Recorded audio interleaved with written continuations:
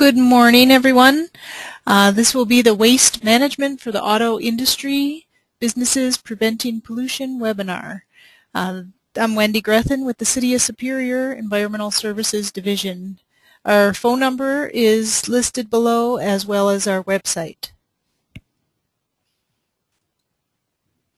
With this webinar, I hope to present different things about materials in the auto industry and different awareness about the auto industry topics. Also about proper disposal of waste, spill prevention and cleanup, and resources.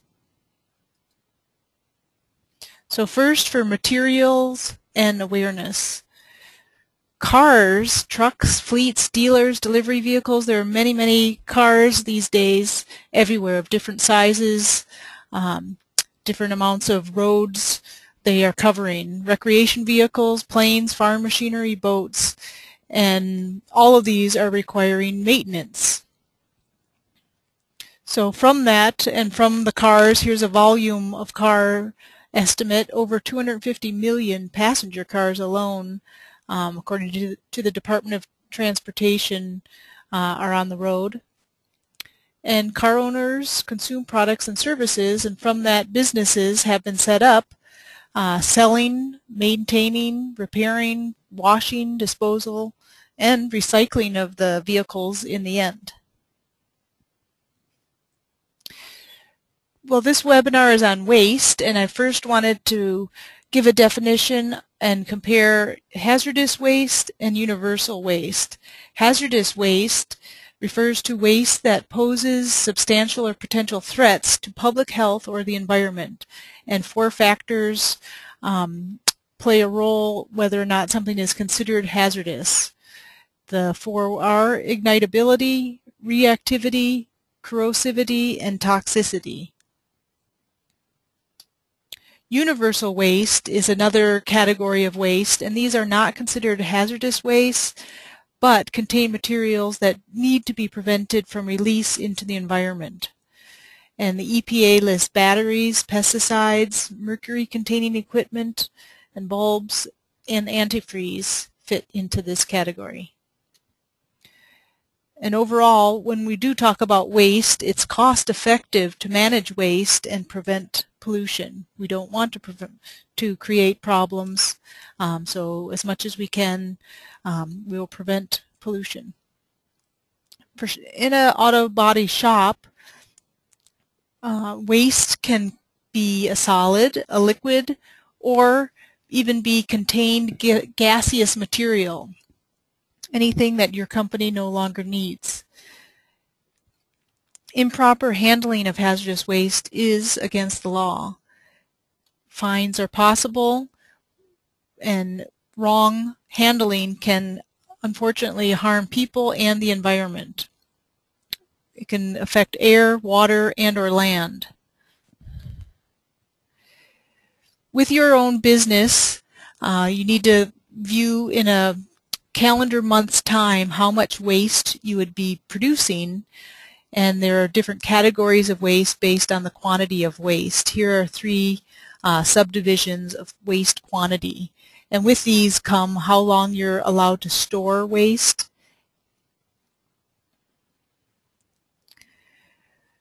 With the auto industry, different kinds of waste is generated, including the oils, assorted oils, batteries, car materials, parts, antifreeze, paint and related materials, solvents and cleaners and all the wash connected with that, refrigerant, tires, seats, engines, alternators.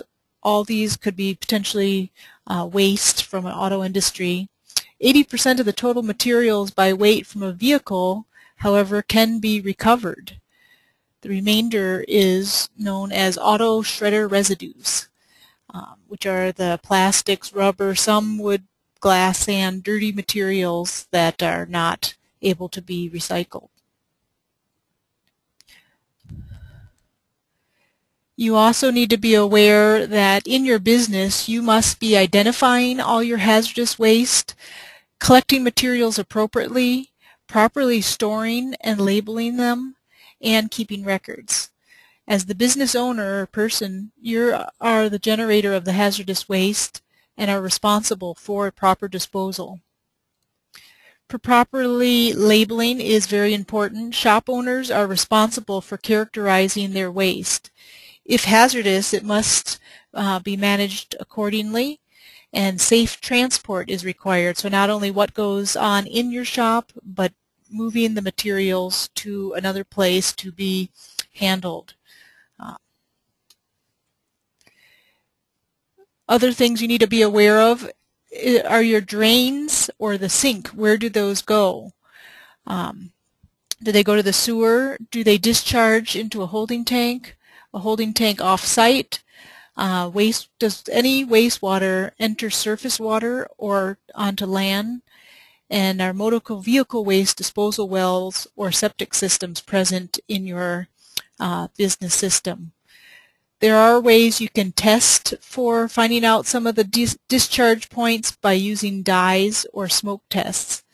You can also check with the local plumber or health department to help find out where their drain goes. Something about issues that we're particularly concerned with is runoff. In urban areas, and likely your business area, have impervious surfaces where the water doesn't soak in, but also the water that moves because of rain can carry other materials with it. So you want to make sure you prevent leaks and spills traveling down beyond your property and down a storm drain that might be present nearby. And also don't let rain enter your facility, so keep the rain from being in contact with materials in the first place. I did want to make a comment that in terms of impervious surfaces, those are good and those are what you are after for storage sites. You don't want materials leaking through down into the ground.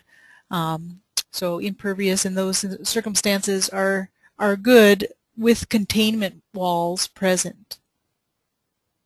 But don't let the rain come in. Other thing about waste management, we're going to move into proper disposal, or in most cases recycling of some of these things, and a few comments on just using less, generating less. Do need to be prepared, know how to properly dispose of the fluids and waste, the mixture of liquids and solids and gas. Train your staff well, have appropriate containers. It's much safer. That way, again, for you, your staff, the other people, and the environment. And you do want to be prepared for spills and then have a spill kit and have special areas where pouring might be done. And in terms of recycling, we'll go through several materials that can be recycled. First, oil and oil filters. Several years ago, oil filters, not only the used oil filters, but absorbents and containers have been declared banned from the Superior landfill because they can be recycled. The public is allowed to drop off there, and the landfill then brings it on to a recycler. But as far as a business, I'll be providing some resources where you can be bringing your used oil filters if you have some in those materials. Used oil includes not only motor oils, greases, emulsions, machine shop coolants, heating media, brake fluids, transmission fluids, other hydraulic fluids, electrical insulating oils, metalworking fluids, and refrigeration oils. So quite a composition of potential oil waste. Used oil does not include fuel products, storage tank bottoms, spill cleanup, waste from oil that has not been used, animal and vegetable oils, antifreeze, cleaning agent used for solvent properties. One of the companies, and I again will mention more, one of the options for bringing your used oil type materials and the filters is by participating in a clean sweep collection. The Northwest Clean Sweep occurs twice a year, their milk run, and I did put their number there. I also put the Wisconsin DNR used oil management documentation, which will also could be of assistance to you. Something else about oil, again, it's all is recyclable. If you use a funnel and drip pan, you're going to reduce any splashing or spills. The leftover oil can be burned as heat for energy recovery, that some facilities are set up to do so. It is not considered hazardous waste unless mixed with hazardous waste. And as you are operating your business, you want to use re-refined oil, so take in some of the oil.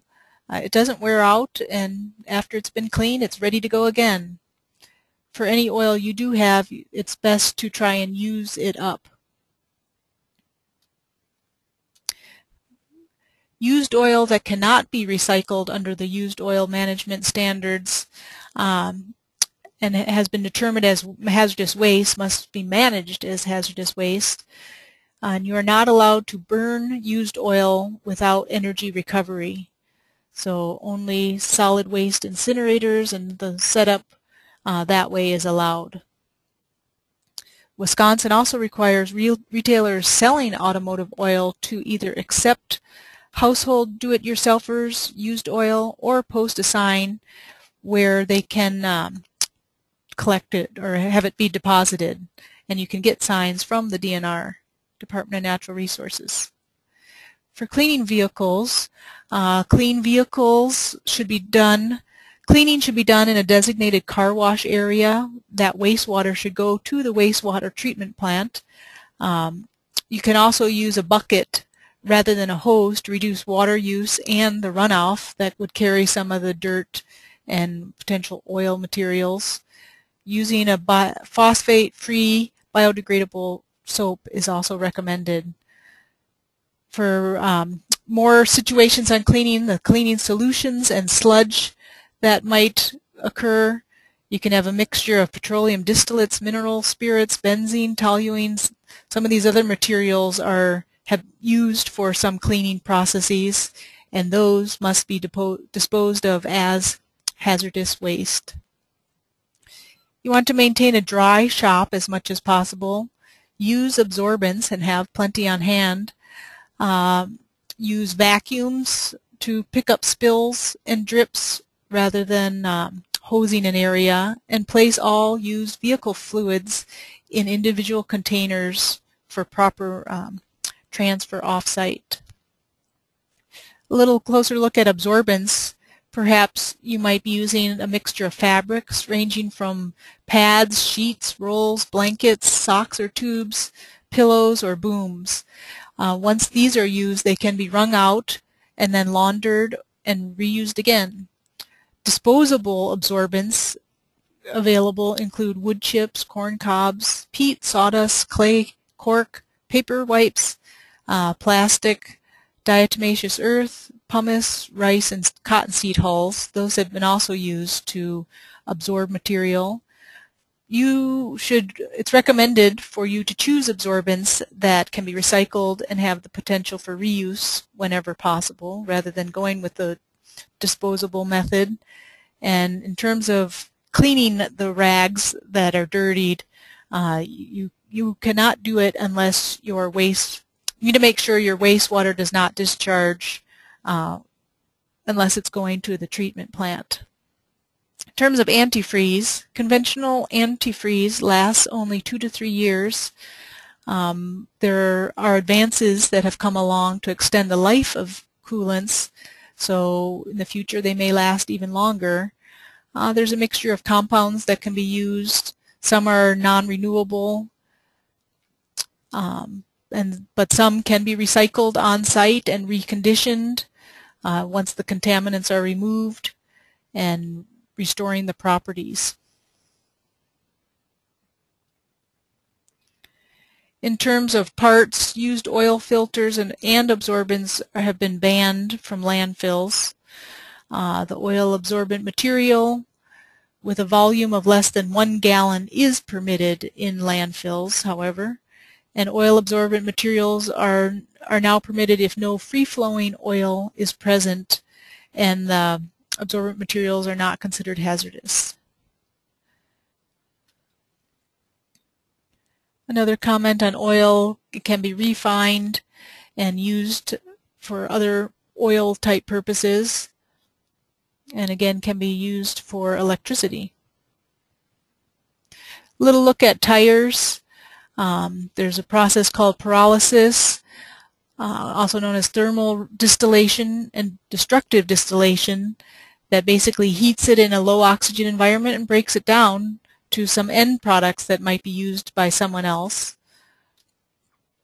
There's also a scrap tire marketing, punched products. This picture here has tires sliced with holes, and they're helping to place down a fabric. And some tires can be reused, retreaded, which is going to save some oil. So tires should not be going to the landfill. There's fuel that can be derived from tires, let alone assorted products used in assorted ways. Any batteries that are done, lead acid batteries can be recycled, and there's several places that accept those. Spent batteries are rebuilt and or sent for salvaging materials from them. The more you do this, and that if you can encourage your consumers to practice this as well, that is a much better deal for everyone. There's no need to be throwing things away, and it's illegal. I wanted to present a little bit about mercury, which is a highly toxic heavy metal. It's found in light switches, such as your trunk light. The little blob of mercury can moves in a little tube, and that helps to turn on a light. Other mercury uses in cars have been in brakes, lamps, some displays, and entertainment systems. Fortunately, there's been a great effort to reduce mercury in items, in household items and business items and many items. So that is all going down, but anything that does contain mercury, such as if there's older vehicles, you need to make sure that mercury is disposed of properly.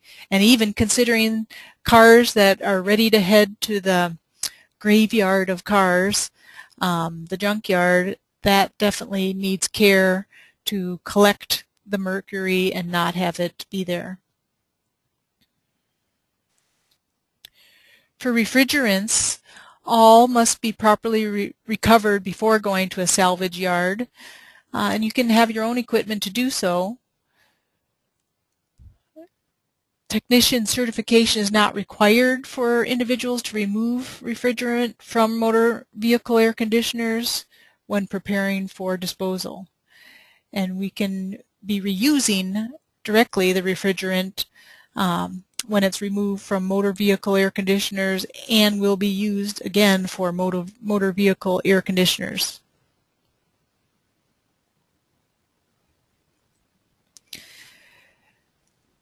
The refrigerant should be recovered and recycled, not vented to the atmosphere, and there is equipment to helping do this, and it quickly pays for itself. Make sure you are keeping records handling this material.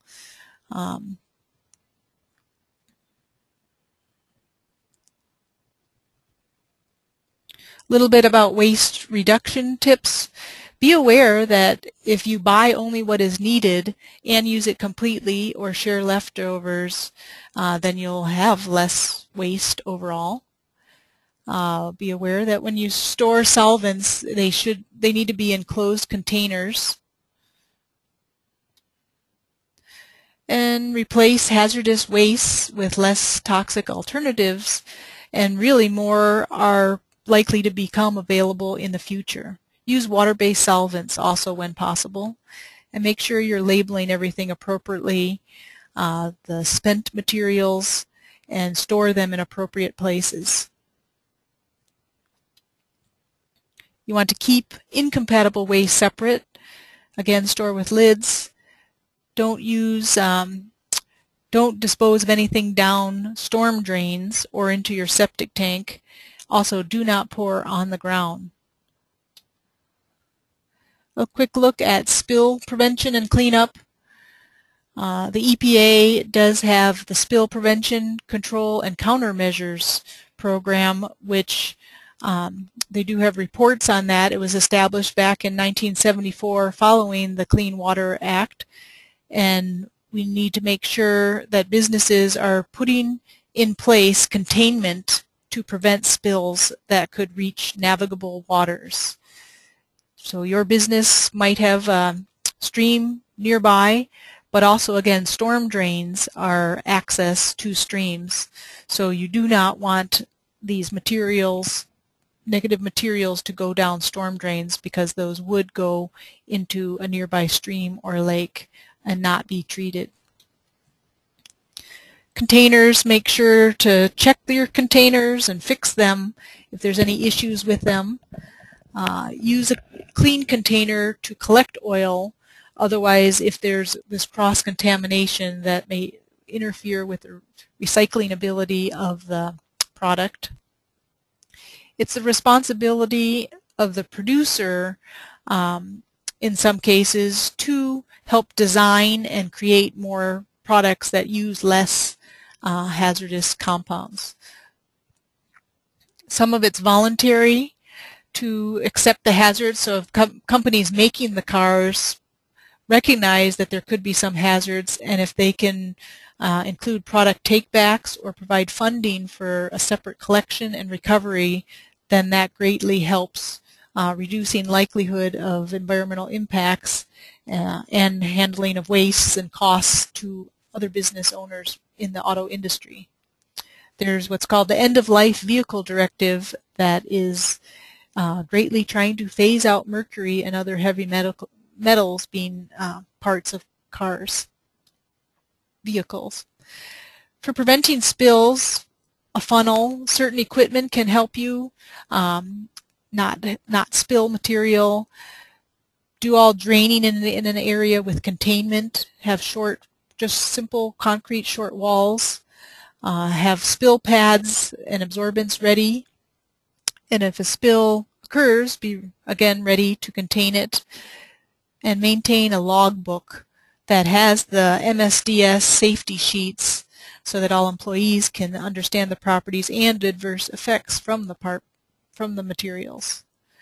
You can also look at how clean something needs to be, whether we're talking parts for inspecting or if you're selling things. Some cleaning may not be necessary, so you might not need to be using these harsh solvents and different materials.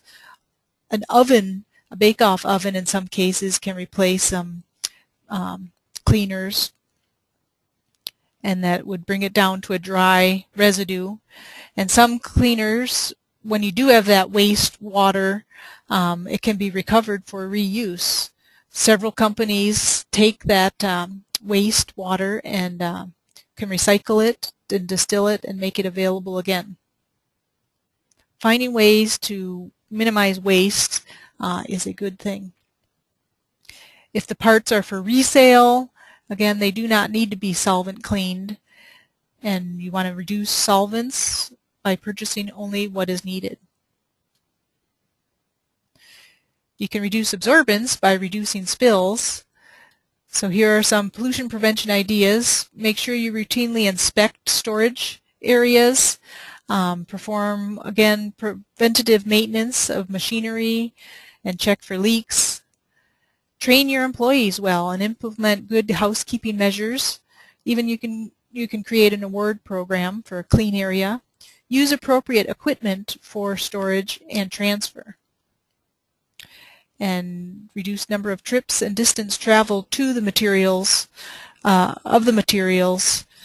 reduce chance of spills. Pollution prevention will save you money. When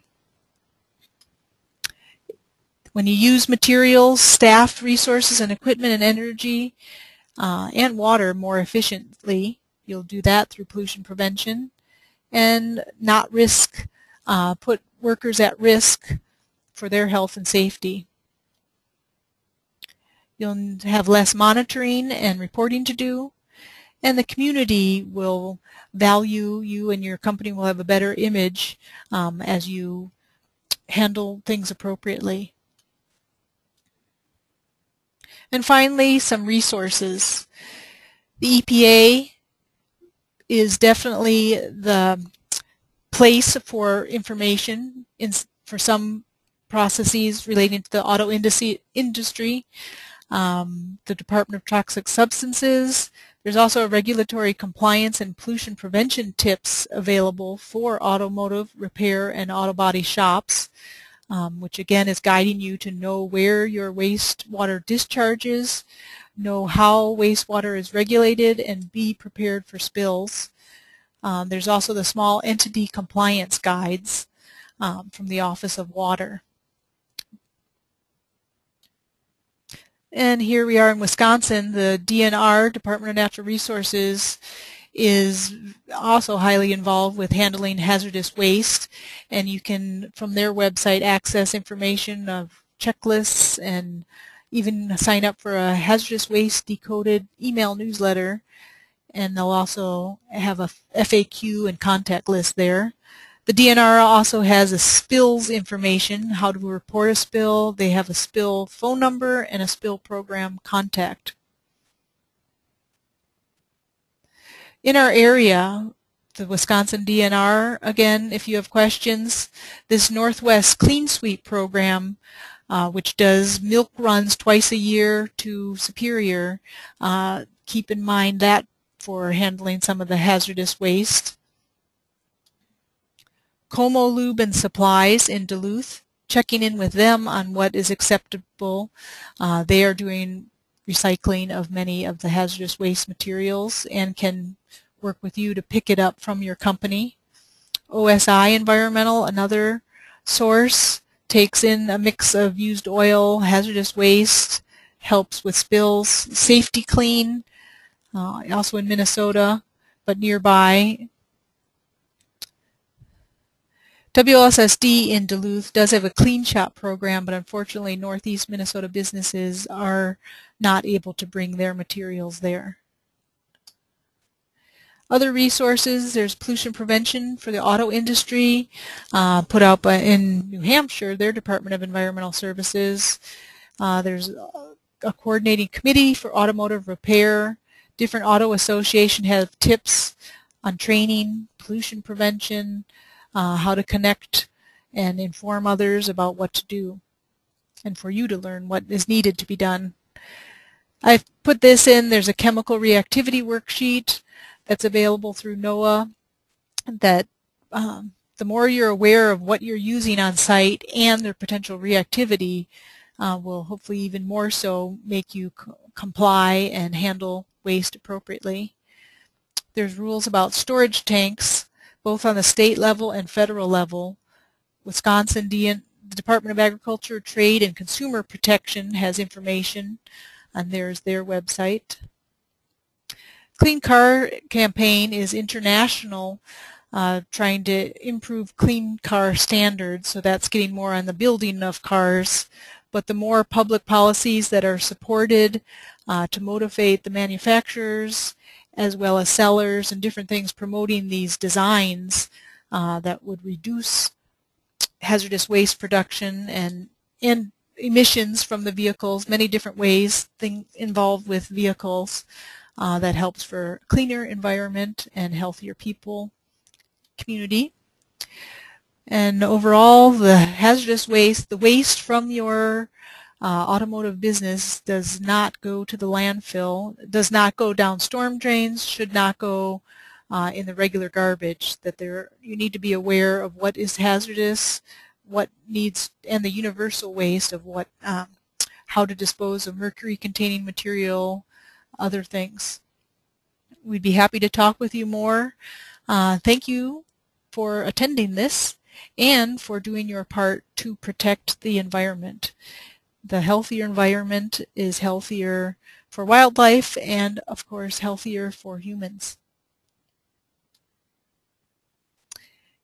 And for a brief announcement, I did want to mention our 2 remaining Businesses Preventing Pollution webinars, one on Universal Waste Rules for Mercury, November 13th, and Rainwater Harvesting on November 20th.